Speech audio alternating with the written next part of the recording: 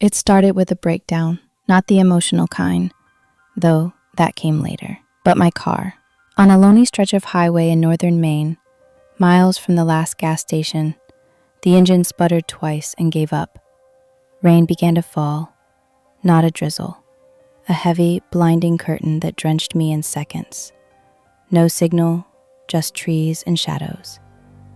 I walked. Half an hour, maybe more. That's when I saw it. A neon sign, flickering dimly through the storm. Red Pines Inn, vacancy. It looked like something out of time. Wooden, 2 stories, weathered by decades of wind and loneliness. I should have kept walking, but I was soaked, cold, and desperate. The lobby was dimly lit by a single hanging bulb. It swayed gently, though there was no wind. The desk was old, scratched, and covered in a thick film of dust. Behind it stood a woman, mid-40s, maybe. Pale skin, jet black hair in a tight bun. She didn't blink as I approached. Her name tag read Marla.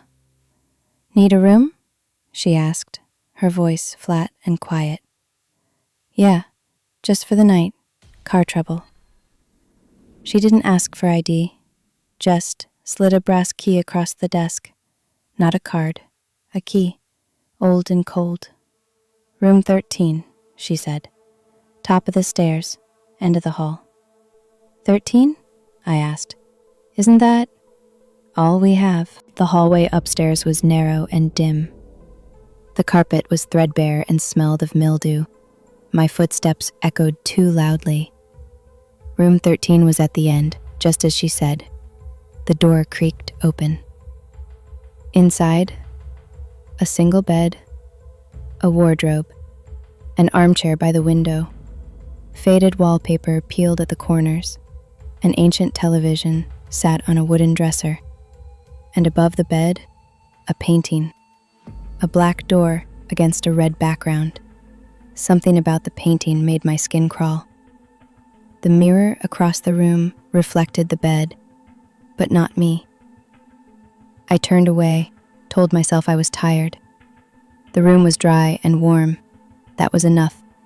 For now. I awoke to static. The TV had turned itself on. White noise. I sat up.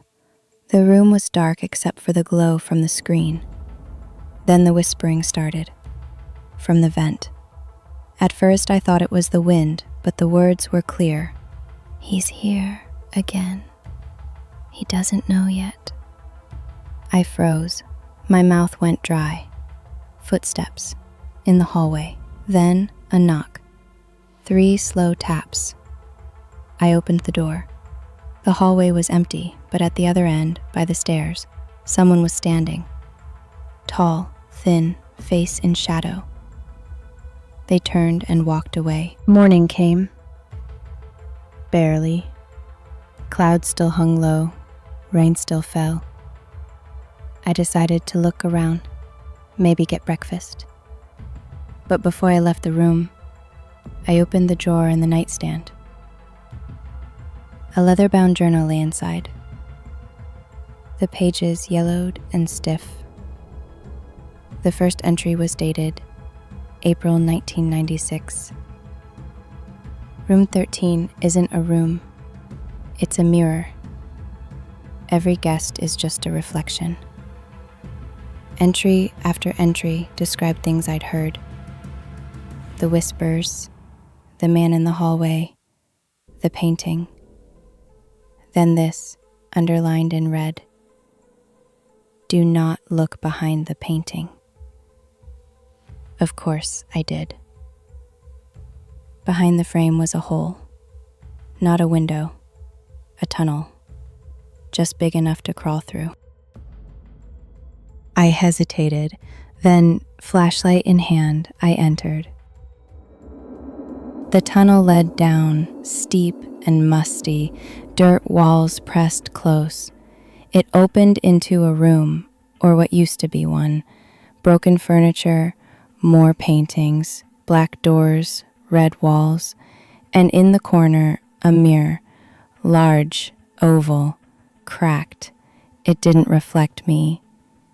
It showed room 13, but not as it was, as it would be, burned, collapsed, ash. Behind me, the tunnel sealed. I turned. The room was now filled with people, silent, eyes black. "Welcome," one said. They all spoke in unison. "Now you're part of the story." I woke up in the bed again. Room 13. But something was off. The air was heavier. My reflection now smiled when I didn't, blinked when I held my eyes open. I tried to check out. The lobby was empty. Dust covered everything. Cobwebs stretched across the doorway. The neon sign outside was broken. I opened the front door. Behind it was room 13. Very attempt to leave brought me back. I screamed, smashed the mirror. It bled. I tore the painting down. Beneath it, another painting. The journal now had my handwriting. "Don't read this. Don't become me." The receptionist, still behind the desk, still not blinking. But now her name tag said my name. I don't know how long it's been. The days don't change. The rain never stops. New guests arrive, sometimes. I try to warn them. They don't listen. They never do. Eventually, they find the painting, the journal, the tunnel, and then they check in. So if you're watching this, if this story somehow reached you, do one thing. Never stop at a motel with no cars in the lot. Never take a room with a brass key.